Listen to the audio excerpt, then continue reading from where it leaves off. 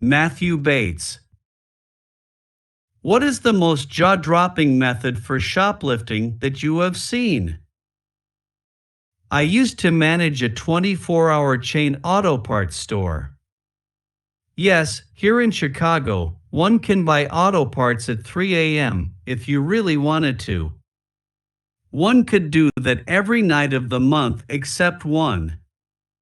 We had to close the store for 6 hours, 11 p.m. to 5 a.m., once per month to get the floor waxed. The chain I worked for outsourced their overnight floor waxing to a third party. That third party had a 4-man crew.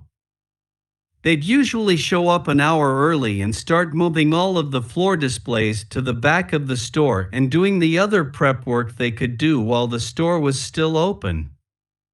Once they started with the floor stripping chemicals, though, the doors were locked and the store was closed. But 2 of our employees stayed in the back of the store.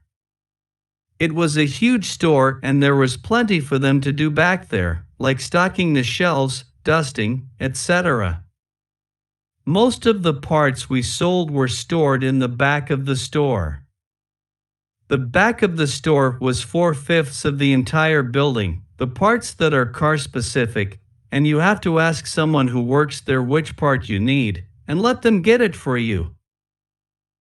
Among the tens of thousands of parts in the back of the store were carburetors.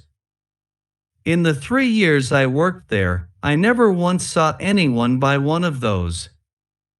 They're old technology that old-timers like to work on as a hobby.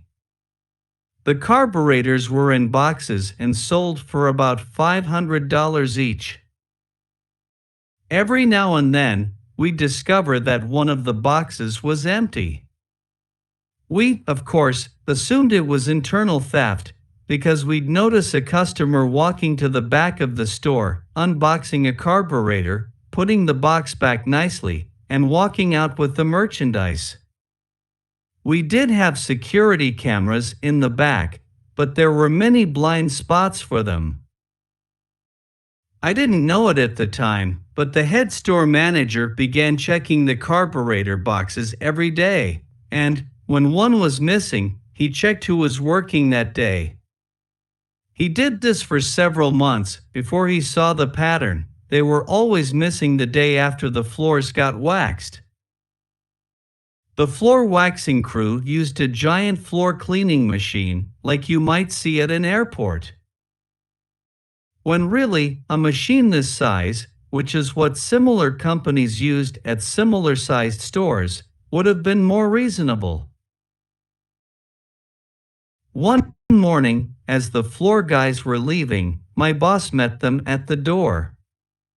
He had 2 police officers with him. I believe he knew these cops as friends. I don't think they would have been there otherwise. Anyway, my boss asked the head of the floor crew to open the hood of their giant cleaning machine. I don't know if he did it willingly or was compelled to do it by the cops.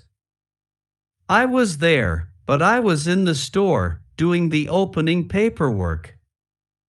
But, when the hood was opened, there were 4 carburetors sitting in it where a water tank should have been. The entire floor cleaning machine had been modified for stealing items from the places whose floors they cleaned. It wasn't just our store, they'd been doing this at several different stores. Later, we heard through the grapevine that the head of the cleaning crew got a long prison sentence for stealing, because he had several prior convictions for other things. 301.6K views. View 12,148 upvotes.